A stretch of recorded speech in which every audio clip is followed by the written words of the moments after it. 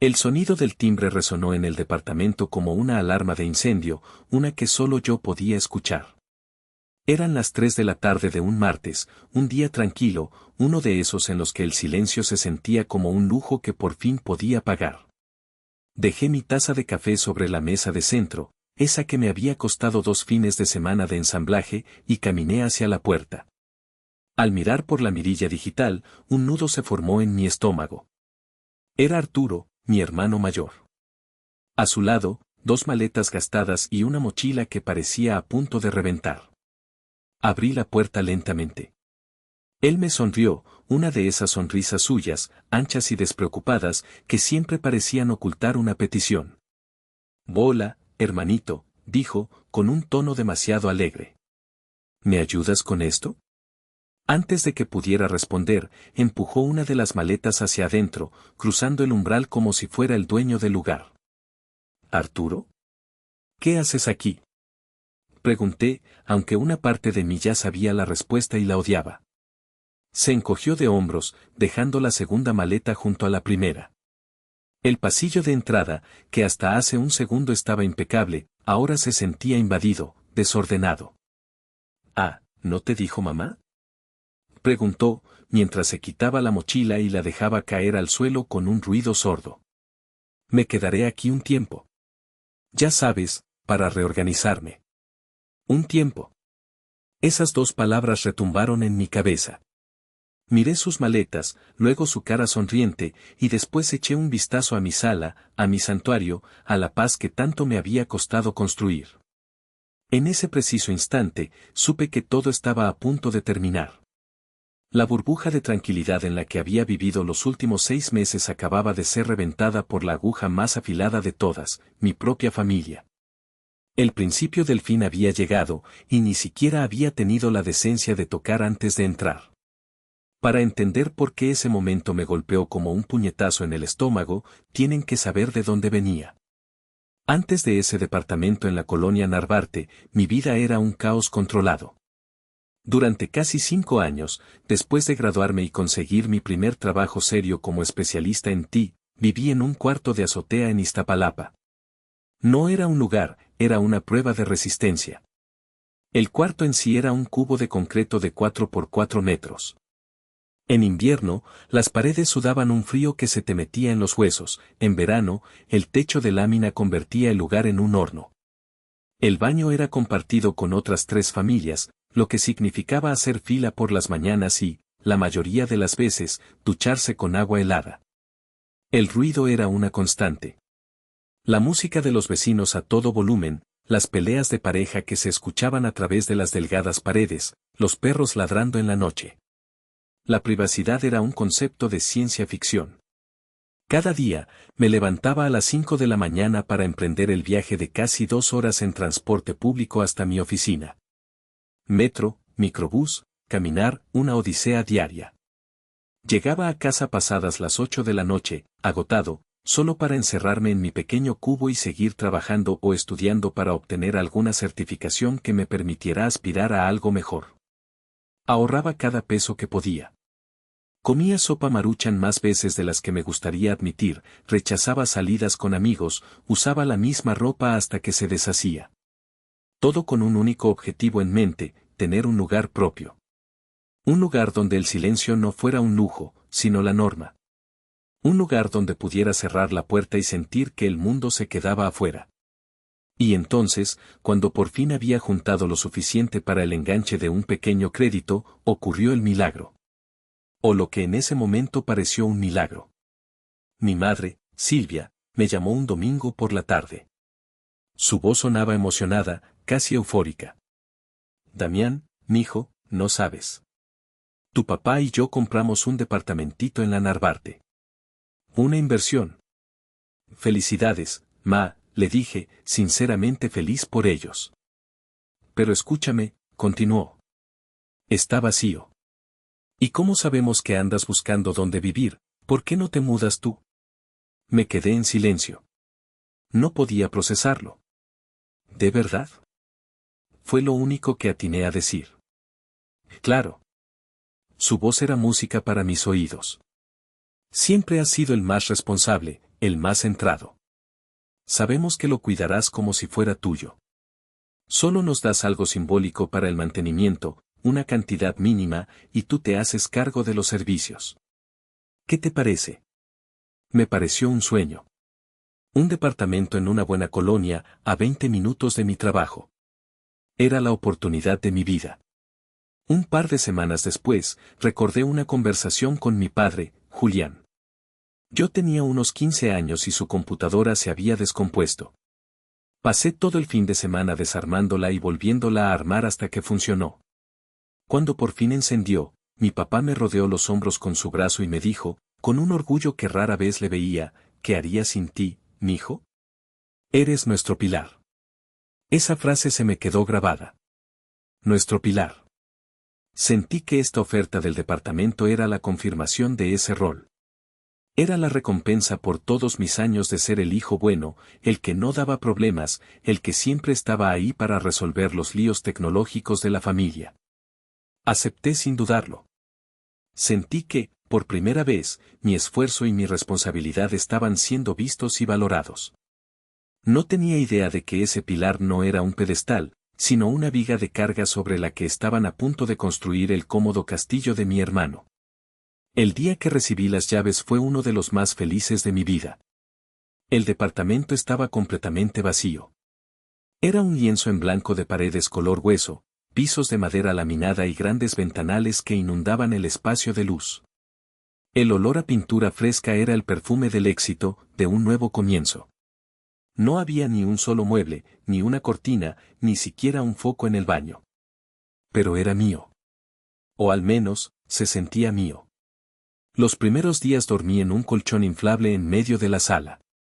Comía sentado en el suelo, usando una caja de cartón como mesa. Pero no me importaba. Cada noche, antes de dormir, me quedaba mirando el techo, imaginando cómo sería todo. Y poco a poco, con cada quincena, el sueño empezó a tomar forma. Lo primero fue la cama. Una base sólida y un colchón de verdad. Dormir bien por primera vez en años fue una revelación. Luego, el refrigerador. Llenarlo con mi propia comida, con las cosas que a mí me gustaban, fue un acto de independencia casi revolucionario. Después vino el sofá. Pasé semanas buscando el perfecto, uno gris, cómodo, moderno. Tuve que comer atún enlatado casi todo un mes para pagarlo, pero cuando por fin lo vi en mi sala, sentí que había valido cada centavo.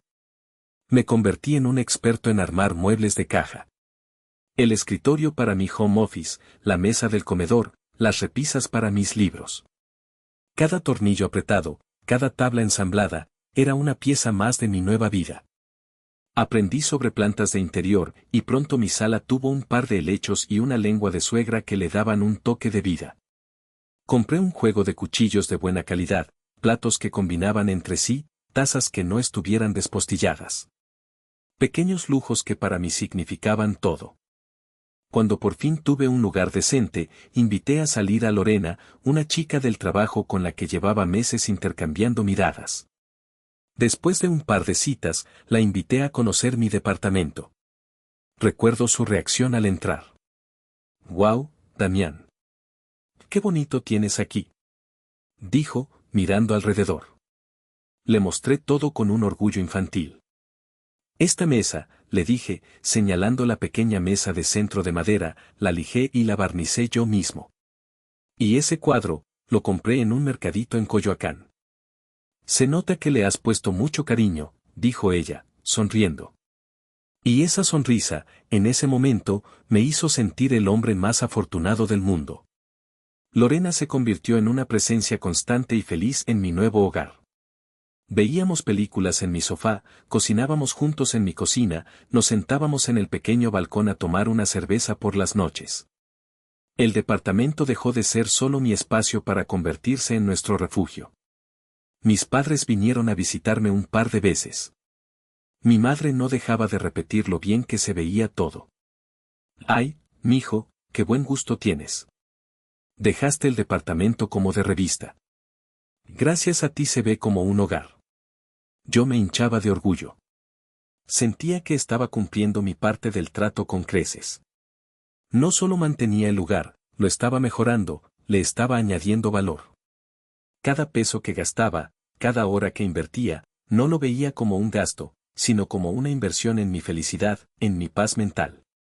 Ese departamento era más que 4 paredes. Era el símbolo de mi esfuerzo. Era la prueba tangible de que había logrado salir del cuarto de azotea en Iztapalapa. Era mi santuario, mi fortaleza de soledad, el lugar donde por fin podía respirar. Cada objeto tenía una historia, un sacrificio detrás. Por eso, cuando Arturo cruzó esa puerta con sus maletas, no solo estaba invadiendo mi espacio físico. Estaba pisoteando mi orgullo, mis sacrificios y mis sueños. Y eso era algo que, aunque todavía no lo sabía, no iba a poder perdonar. La primera semana de Arturo en el departamento fue una lenta pero constante declaración de guerra. Una guerra que solo él parecía estar librando y que yo intentaba ignorar con todas mis fuerzas. Se instaló en la segunda habitación, la que yo usaba como oficina y cuarto de huéspedes ocasional. En menos de 24 horas, la transformó en su cubil personal. Su ropa no estaba en el closet, sino en montones sobre la silla y el suelo. Cajas de pizza vacías se apilaban en un rincón, y un olor agrio y encerrado empezó a emanar de la habitación.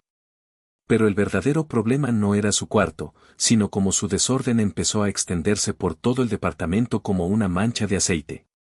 La sala, mi sala, se convirtió en su centro de operaciones. Desconectó mi consola de videojuegos y conectó la suya, un armatoste ruidoso que parecía a punto de despegar. Dejó sus controles y audífonos tirados sobre mi mesa de centro de madera, sin usar un portavasos, dejando cercos de humedad por todas partes.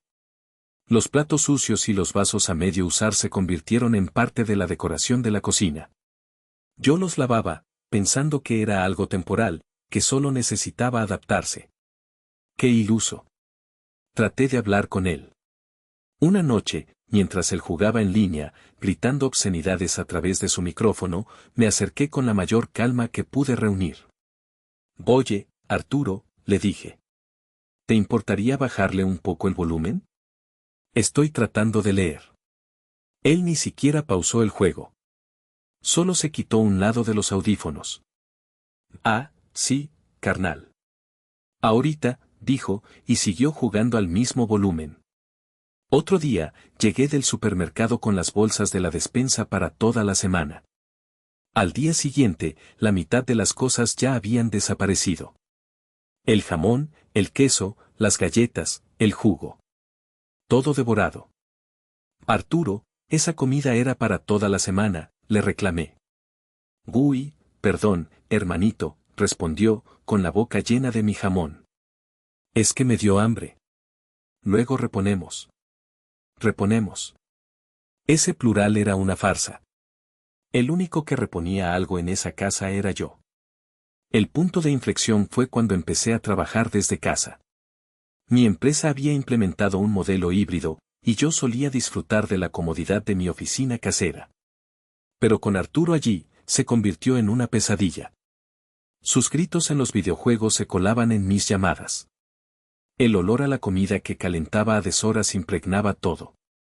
Un día, estaba en una reunión importante con mi jefe, explicando un proyecto, cuando Arturo pasó por detrás de mí en calzoncillos, rascándose la panza, para ir a la cocina por una cerveza. Morí de la vergüenza. Esa noche, intenté tener una conversación seria. «Arturo, esto no está funcionando», le dije, sentándome en el sofá frente a él. «Este es mi espacio de trabajo también. Necesito que respetes eso. Y necesitas empezar a cooperar con la limpieza y los gastos». Él me miró con una expresión de falsa inocencia. «Neta, Damián, no seas intenso. Te juro que le voy a bajar. Y lo de la lana, pues, ahorita ando bien corto de chamba. Ya que me recupere, te ayudo». Era la misma promesa vacía de siempre. Luego, después, cuando me recupere. Su futuro era un horizonte que nunca llegaba. Me di cuenta de que no estaba tratando con un adulto que pasaba por una mala racha. Estaba tratando con un parásito. Un parásito que mi propia familia había decidido alojar en mi torrente sanguíneo, esperando que yo lo alimentara y lo mantuviera vivo a costa de mi propia energía y paz. La frustración empezó a convertirse en un resentimiento frío y pesado que se instalaba en mi pecho cada vez que lo veía tirado en mi sofá, usando mi internet, comiendo mi comida, viviendo mi vida. El resentimiento es como una gotera. Al principio es solo una molestia, una mancha de humedad en el techo que intentas ignorar. Pero si no la arreglas, la gota sigue cayendo, una y otra vez, hasta que el techo se pudre y todo se viene abajo. Mi paciencia era ese techo, y Arturo era una gotera constante y corrosiva. Un fin de semana, invité a Lorena a cenar. Quería tener una noche normal, pretender que mi vida no se había convertido en un reality show de mala calidad. Pasé la tarde limpiando el desastre de Arturo, cocinando algo especial, poniendo velas en la mesa. Cuando Lorena llegó, todo estaba perfecto. Estábamos a mitad de la cena cuando la puerta se abrió de golpe. Era Arturo, acompañado de dos amigos suyos que yo no conocía, incluyendo a un tipo particularmente ruidoso al que llamaban Héctor. ¿Qué onda, banda?, gritó Arturo, como si fuera el anfitrión de la fiesta. Trajimos chelas. Ignoraron por completo nuestra cena romántica. Se apoderaron de la sala, pusieron su música a todo volumen en mi bocina y empezaron a beber y a gritar. Uno de ellos, Héctor, tropezó y derramó un vaso entero de cerveza sobre mi alfombra nueva, la que había comprado hacía apenas un mes. Uy, se me chispoteó, dijo riendo, sin hacer el menor intento por limpiar. Lorena me miró, sus ojos llenos de una mezcla de pena y enojo. La noche estaba arruinada. Me levanté y fui directo hacia Arturo. Saca a tus amigos de aquí. Ahora, le dije, con una voz tan baja y fría que hasta yo me sorprendí. Ya, güey, no te esponjes. Solo es un rato, respondió, tratando de restarle importancia. Ahora. Repetí, y algo en mi tono debió asustarlo, porque finalmente les dijo a sus amigos que era hora de irse.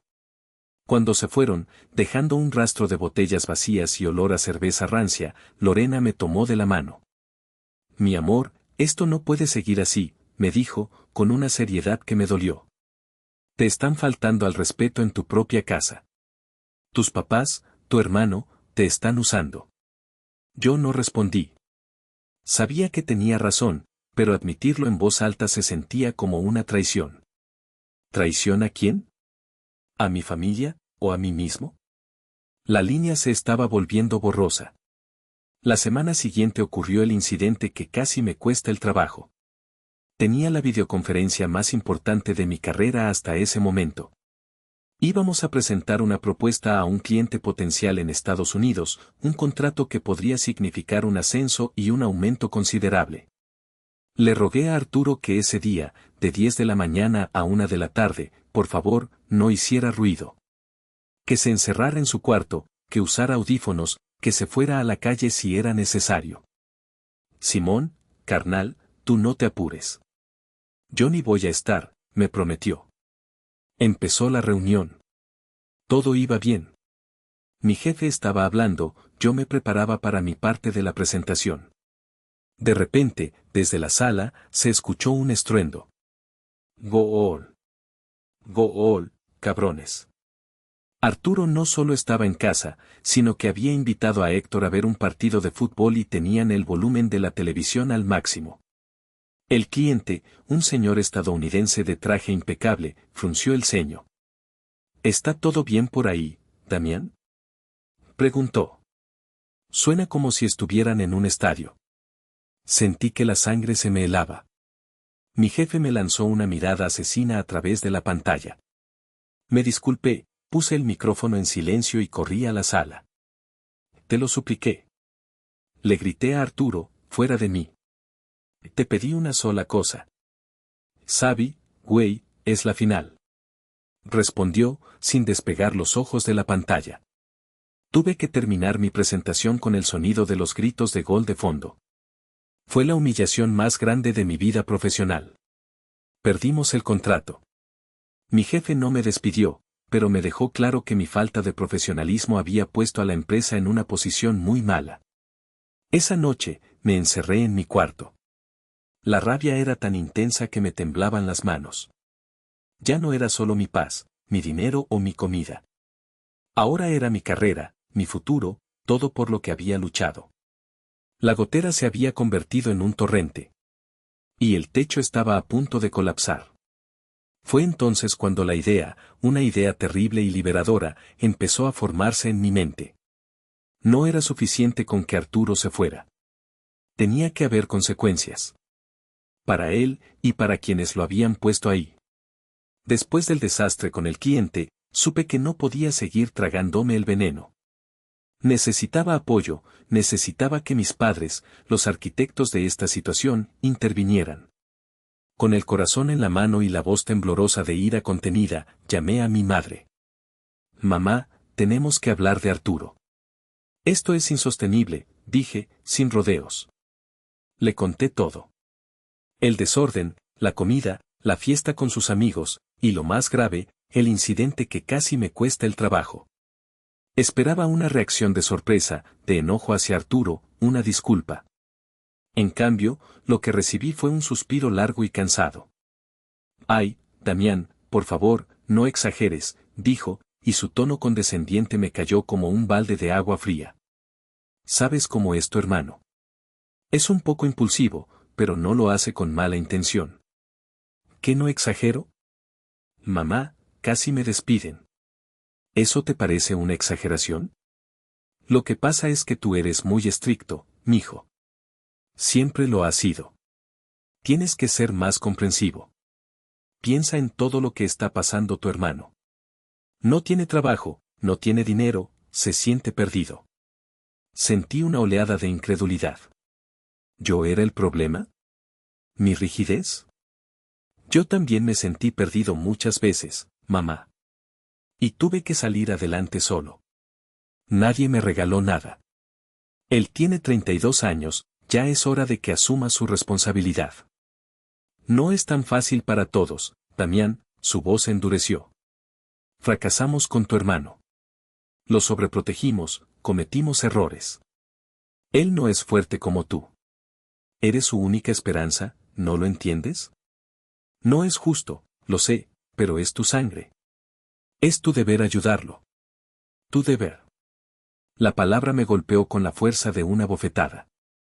Mi deber era sacrificar mi paz, mi carrera y mi salud mental por los fracasos de ellos como padres. Mi único deber es conmigo mismo, respondí, con una frialdad que no sabía que poseía. Y les pido que hablen con él. O se empieza a comportar como un ser humano civilizado y coopera con los gastos, o se tiene que ir. ¿Gastos? ¿Qué gastos? Preguntó, como si fuera la idea más ridícula del mundo. La renta, los servicios, la comida. Se llama ser adulto, mamá. Hubo un silencio. Luego escuché la voz de mi padre al fondo. ¿Qué pasa? Dame el teléfono. Mi padre, Julián, tomó la llamada. Su tono era diferente al de mi madre. No era manipulador, era brutalmente directo. A ver, Damián. Ya escuché el berrinche, dijo. Tu hermano se queda ahí. Punto. Y sobre el dinero, olvídate. El muchacho no tiene ni un peso. Así que este mes, y los que sigan hasta que él se recupere, pagas tú toda la renta. ¿Entendido? No le vamos a añadir más presión al pobre. Me quedé mudo. No era una petición. Era una orden. Una sentencia. Recordé de golpe esa tarde lejana, mi padre con la mano en mi hombro, diciéndome eres nuestro pilar. Y finalmente lo entendí. No era un cumplido. Era una descripción de mi función. Un pilar no tiene voluntad, no tiene sueños, no siente. Solo está ahí para sostener el peso de la estructura, para que los demás puedan vivir cómodamente sobre él. Y si el pilar se agrieta, no importa, mientras el techo no se caiga. Entendido, dije, y mi voz sonó hueca, lejana. Bien. Y ya no molestes a tu madre con estas tonterías. Compórtate como el hombre que eres, sentenció, y colgó. Me quedé con el teléfono en la mano, escuchando el tono de línea cortada. No sentí tristeza. No sentí rabia. Sentí una claridad aterradora. Estaba solo. Mi familia no estaba de mi lado, de hecho, mi familia era el enemigo. Ellos no veían a dos hijos, veían un proyecto fallido y una herramienta para arreglarlo. Y yo era la herramienta. En ese momento, el amor que sentía por ellos se cuarteó. Y a través de las grietas empezó a crecer algo nuevo. Algo frío, duro y afilado como el acero. Una semana después de esa llamada, cuando pensé que las cosas no podían empeorar, mis padres me invitaron a comer. La invitación llegó por un mensaje de texto de mi madre: «Mijo, te extrañamos. ¿Comemos juntos el domingo?». Una parte de mí, la parte estúpida y esperanzada que se negaba a morir, pensó que quizás querían disculparse. Quizás habían reflexionado y se habían dado cuenta de su error. Acepté. Nos vimos en un pequeño restaurante de comida corrida que a ellos les gustaba, un lugar ruidoso y lleno de familias. La conversación empezó con trivialidades. El clima, el trabajo, la salud de una tía lejana. Yo respondía con monosílabos, esperando el momento en que abordaran el verdadero problema. Pero el momento no llegaba. Finalmente, cuando trajeron el plato principal, mi padre se aclaró la garganta. «Aquí viene», pensé. Damián, comenzó, con un tono serio, de hombre de negocios. «Tu madre y yo hemos estado haciendo cuentas». Asentí, preparándome para una discusión sobre los gastos de Arturo. «Y hemos visto cómo están las rentas en la Narvarte», continuó. «La zona ha subido mucho de valor.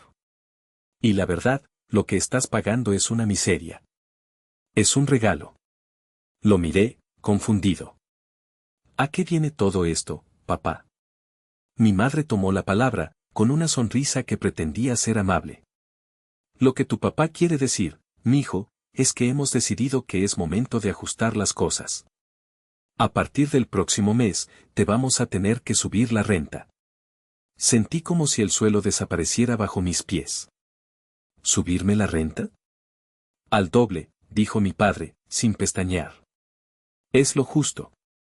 Es el precio de mercado. No podemos seguir perdiendo dinero así». Me reí. No una risa de alegría, sino una risa seca, incrédula. ¿Perdiendo dinero?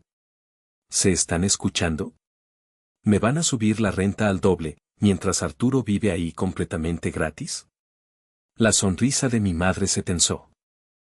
«Ya te explicamos la situación de tu hermano, Damián. No es momento de ser egoísta». Además, añadió mi padre, y aquí vino el golpe de gracia, la frase que lo cambió todo: «Si no te parece, no hay problema. Puedes buscar otro lugar. Este departamento lo podemos rentar fácil por esa cantidad o más». Arturo, por supuesto, se quedaría. Necesita un lugar estable. El aire se me fue de los pulmones. Me quedé mirándolos, a mi padre con su expresión dura, a mi madre con su máscara de falsa preocupación. Y lo vi todo con una claridad meridiana. No se trataba de dinero. No se trataba de justicia. Era un plan. Un plan para echarme. Querían que yo me fuera para que Arturo pudiera quedarse con el departamento para él solo, un departamento que yo había amueblado, que yo había convertido en un hogar. Y que ahora ellos rentarían a precio de oro mientras su hijo predilecto vivía como un rey. No discutí. No grité. No les di esa satisfacción. Simplemente me levanté de la mesa. Saqué mi cartera, dejé un billete para pagar mi parte de la comida y los miré por última vez. «Gracias por la comida», dije, y mi voz era la de un extraño. Salí del restaurante y caminé sin rumbo por la calle. El sol me pegaba en la cara, pero yo sentía un frío polar por dentro. La parte esperanzada de mí, esa parte que creía en la familia, acababa de morir en esa mesa, ahogada en un plato de mole con arroz. Ya no había nada que salvar. No había nada que discutir. Solo quedaba actuar. La guerra había sido declarada, y yo, el pilar, estaba a punto de derrumbar todo el edificio. Esa noche no dormí. La rabia inicial había dado paso a una calma gélida, una lucidez cortante. Me senté frente a mi computadora, en el escritorio que yo había armado, bajo la luz de la lámpara que yo había comprado, y abrí una nueva hoja de cálculo. La nombré Proyecto Liberación. Empecé a trabajar con la precisión metódica de un cirujano. Primero, abrí mis estados de cuenta bancarios de los últimos 6 meses. Rastreé cada compra, cada transferencia. El pago del sofá en Liverpool. La compra del refrigerador en Palacio de Hierro. El pedido de la mesa y las sillas en Amazon. Cada transacción fue registrada en la hoja de cálculo, fecha, tienda, artículo, monto. Luego, abrí mi correo electrónico y busqué las facturas. Imprimí cada una de ellas. La factura de la televisión, la del colchón, la del microondas. Las guardé en una carpeta física que etiqueté pruebas de propiedad. Después, vino la parte más dolorosa y necesaria. Recorrí el departamento con mi celular, fotografiando cada objeto que me pertenecía. Un primer plano de la etiqueta de la marca en la parte trasera del televisor. Una foto del número de serie del refrigerador. Una foto de la alfombra, de las cortinas, de las lámparas, de los cuadros, de las plantas. Cada foto era una puñalada, un recordatorio de la ilusión que había construido. Pero también era una munición.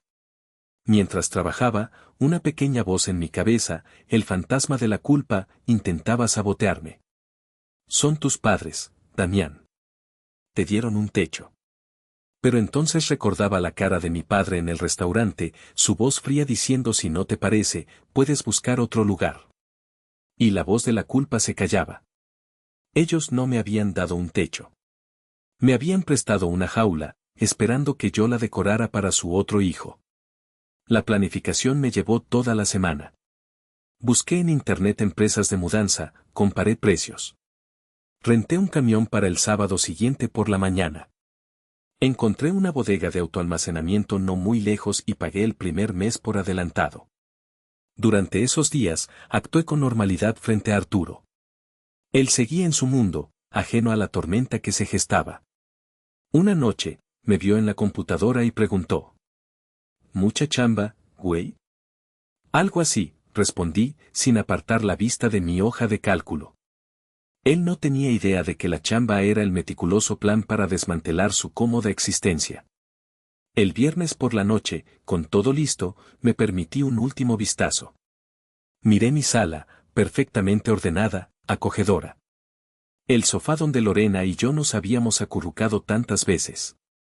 La mesa donde había compartido cenas con amigos. La repisa con mis libros favoritos. Era un hogar. Un hogar que estaba a punto de ejecutar. Y por primera vez en mucho tiempo, no sentí tristeza. Sentí poder. El poder de decidir, el poder de poner un punto final. La operación Tierra Arrasada estaba lista para comenzar. El sábado a las 8 de la mañana en punto, el camión de la mudanza se estacionó frente al edificio. Los 2 hombres que venían con él me miraron, esperando instrucciones. Les mostré una lista que había preparado. Todo lo que está en esta lista se va. Absolutamente todo. Lo que no está en la lista, no se toca. Subimos. Arturo, por supuesto, seguía dormido, roncando en su cubil. Empezamos por la sala. El silencio de la mañana fue roto por el sonido de la cinta adhesiva y el arrastrar de los muebles. Lo primero que sacaron fue el sofá. Ver el espacio vacío donde había estado, la marca que dejó en el piso, fue extrañamente satisfactorio. Luego, la mesa de centro, la alfombra, la televisión. La sala se fue desnudando, perdiendo su alma, convirtiéndose de nuevo en una simple caja de concreto. A eso de las 9:30, el ruido finalmente despertó a Arturo. Salió de su cuarto en calzoncillos y con el pelo revuelto, frotándose los ojos. Se quedó parado en el pasillo, parpadeando, tratando de procesar la escena. ¿Qué onda, güey? Preguntó, con la voz ronca. ¿Qué es este desmadre? Yo estaba desconectando la lámpara de pie. Me giré para mirarlo, con una calma que lo descolocó. Me mudo, dije. Él se rió, pensando que era una broma. ¿Cómo que te mudas? No mames. Me mudo. Hoy. Ahora, repetí, enrollando el cable de la lámpara y entregándosela a uno de los hombres de la mudanza. Su sonrisa se desvaneció. Miró a su alrededor, a los espacios vacíos, a los hombres uniformados cargando mis cosas. Su cerebro perezoso finalmente conectó los puntos. A ver, espérate. ¿Te vas a llevar todo? Preguntó, con un tono de pánico incipiente. Todo lo que es mío, sí. Todo lo que yo pagué. Pero la tele. El sillón. Y el internet. Balbuceó. La tele y el sillón son míos. El internet lo di de baja ayer. El servicio se corta al mediodía. Se llevó las manos a la cabeza, completamente incrédulo. ¿Estás loco? No puedes hacer esto. Mírame, le dije, y seguí empacando mis libros en una caja. Fue entonces cuando sacó su arma secreta, el teléfono. Le voy a hablar a mi mamá. Adelante, le respondí, sin inmutarme. Mientras los de la mudanza seguían vaciando el departamento, la mesa del comedor, las sillas, el microondas, la cafetera, mi teléfono empezó a sonar.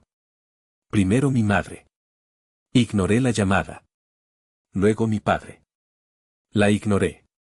Empezaron a llegar los mensajes de texto, una avalancha de mayúsculas y signos de exclamación. ¿Qué estás haciendo? Contesta el teléfono, Damián, no puedes hacer esto, es ilegal. No respondía ninguno. Estaba en mi zona, concentrado en mi misión. La última parada fue mi habitación. La cama, el buró, el colchón. Todo fue cuidadosamente desmantelado y cargado en el camión. Al mediodía, el trabajo estaba hecho. El departamento era un eco de lo que había sido. Las paredes desnudas mostraban las marcas donde habían estado los cuadros. El piso de madera se veía vasto y vacío. El único mobiliario que quedaba era el que Arturo había traído, su cama improvisada, su silla de gamer y un par de cajas de cartón. Estaba parado en medio de la sala vacía, con una expresión de niño perdido. Cuando pasé a su lado para irme, me agarró del brazo. Me estás jodiendo la vida, cabrón, dijo, con los ojos llorosos. ¿Qué se supone que haga ahora? Me solté de su agarre y lo miré fijamente. Ese ya no es mi problema, dije, y mi voz no tuvo ni una pizca de duda. Averígualo. Caminé hacia la puerta, la abrí y, antes de cerrarla por última vez, me giré y le di un último consejo. Ah, y por cierto. La renta se vence en una semana. Suerte con eso. Cerré la puerta, dejando atrás a mi hermano en medio de la nada que él mismo había ayudado a crear. Mientras bajaba en el elevador, sentí un peso enorme quitarse de mis hombros. No era solo el fin de una etapa. Era el principio de mi vida. La respuesta de mis padres no fue una disculpa, ni un intento de reconciliación. Fue una carta de un abogado. Me demandaban por robo. Según ellos, yo había saqueado la propiedad, llevándome bienes que, por estar dentro del departamento, consideraban suyos. Reclamaban una compensación de 150,000 pesos, una cifra inflada y ridícula. Lejos de asustarme, sentí una extraña satisfacción. Habían caído en mi trampa. Contraté a una abogada, la licenciada Morales, una mujer seria y directa que, al ver mi carpeta de Proyecto Liberación, sonrió por primera vez. Señor Damián, me dijo, pasando las hojas de las facturas, esto no es un caso. Esto es una lección que usted está a punto de darles. El día de la audiencia en el juzgado cívico, llegué tranquilo, vestido con una camisa limpia y la cabeza en alto. Mis padres y Arturo ya estaban allí. Evitaron mi mirada. Sus rostros eran una mezcla de arrogancia y nerviosismo. Su abogado, un tipo con un traje barato y aire de sabelotodo, comenzó su argumento. Habló de acuerdos verbales, de intención de donación, de cómo los muebles eran parte integral de la experiencia de vivienda que me habían ofrecido. Cuando fue el turno de la licenciada Morales, ella simplemente se levantó y puso mi carpeta sobre el escritorio del juez.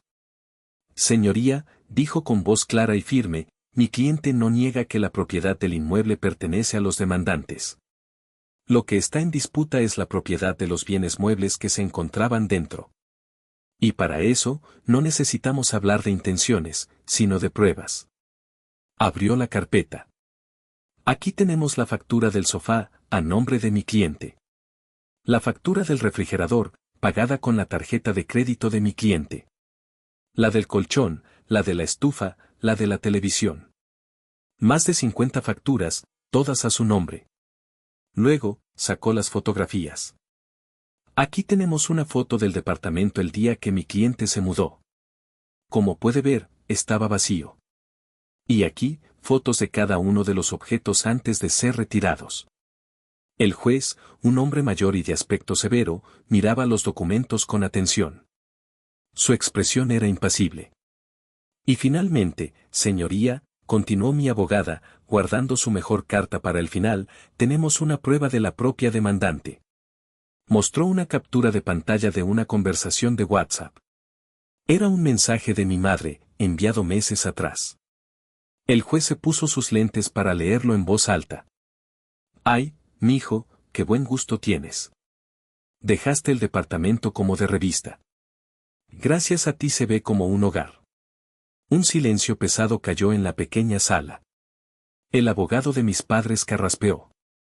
Mi padre miraba al suelo, y el rostro de mi madre se había puesto pálido. El juez se quitó los lentes y nos miró a todos. El caso es desestimado, anunció, con voz grave. Es evidente a quién pertenecen los bienes. Además, se ordena a los demandantes cubrir la totalidad de los gastos legales del demandado. La mandíbula de mi padre se tensó. Mi madre ahogó un sollozo. Yo no sentí alegría, solo un profundo y amargo alivio. La justicia, al menos la legal, se había cumplido. Al salir del juzgado, la licenciada Morales me estrechó la mano. Felicidades, Damián. Ganaste. No, licenciada, le respondí, viendo a mi familia alejarse. Acabo de perder una familia. Pero creo que gané algo mucho más importante. La victoria en el juzgado no fue el final de la historia, solo el final de un capítulo.